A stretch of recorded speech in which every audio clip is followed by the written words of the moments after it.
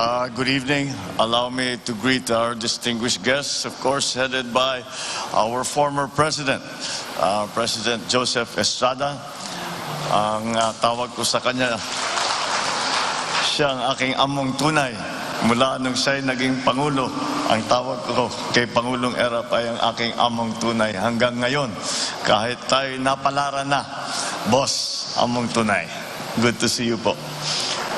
His Excellency, the Ambassador from the People's Republic of China, our good friend who has fostered so many relationships in the time that he has come as the representative of the People's Republic of China, His Excellency Ambassador Wang Liang.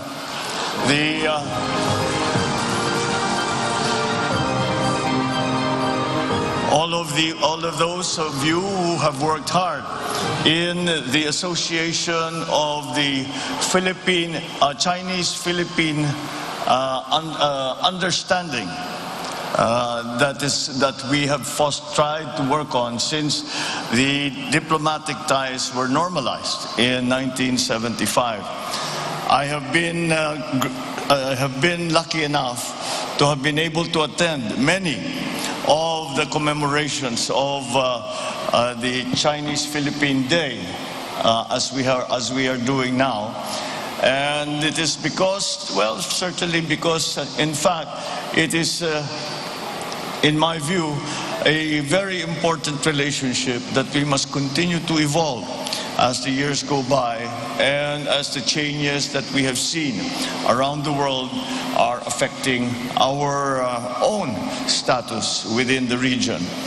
And with that cooperation and with that communication, I think that we have been able to find a way to grow and to make stronger the relationships between our two countries, the People's Republic of China and the Republic of the Philippines.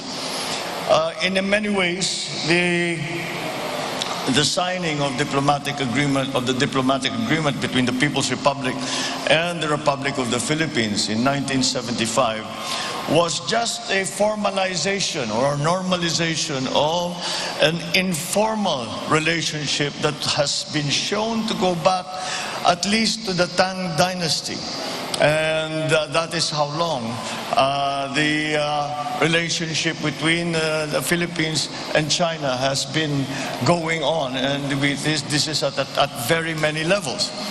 And with the addition now of the addition in 1975 of the signing and normalization of diplomatic relations between our two countries, we formalized that informal relationship and added another facet to our dealings, in that we added government to government. And that has been something that I believe has been very advantageous to both our countries. And so how do I see the future between China and the Philippines? I see the future of China and the Philippines developing in many ways that maybe we do not see now. I will encourage our relationship to not only be in the very strict and formal senses of business or government to government or public and private partnerships. All of those we will encourage.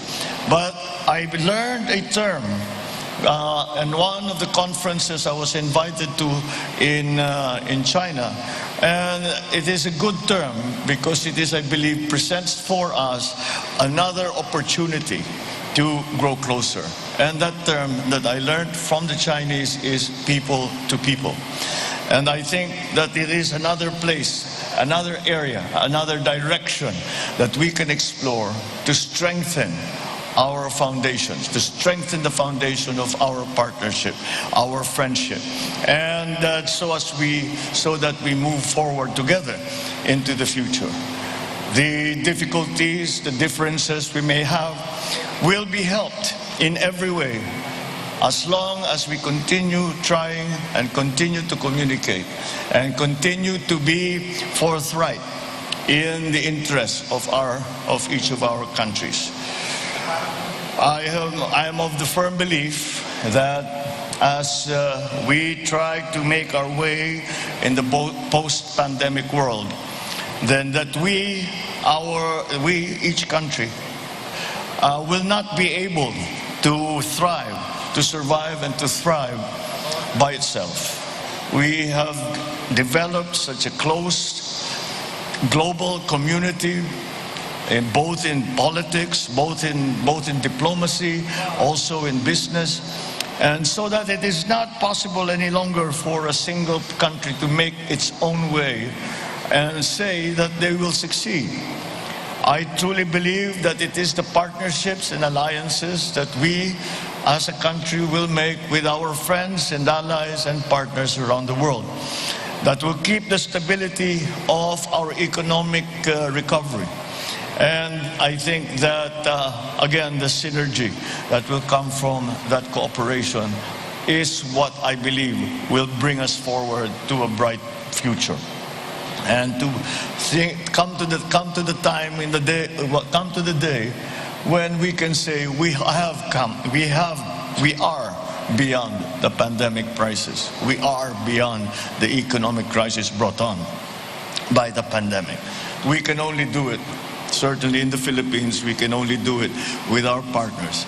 And our strongest partner has always been, in that regard, our close neighbor and our good friend, the People's Republic of China. So I congratulate all of us. We in the Philippines are celebrating our 124th Independence Day.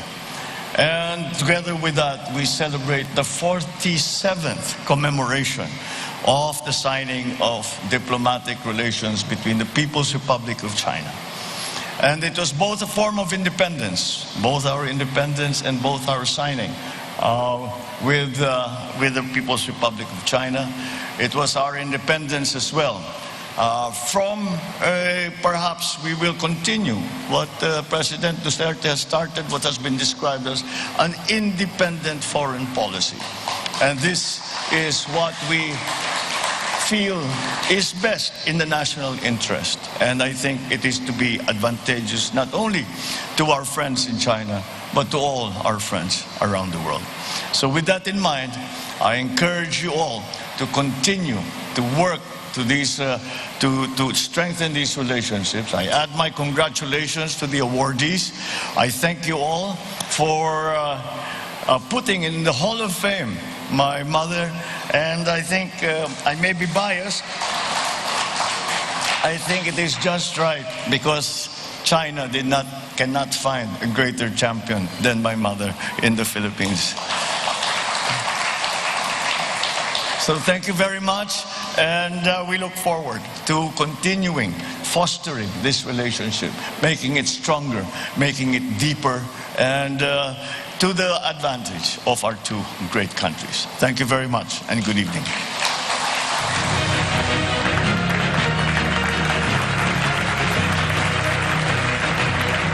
Thank you, Philippine President-elect Ferdinand Romualdez Marcos Jr.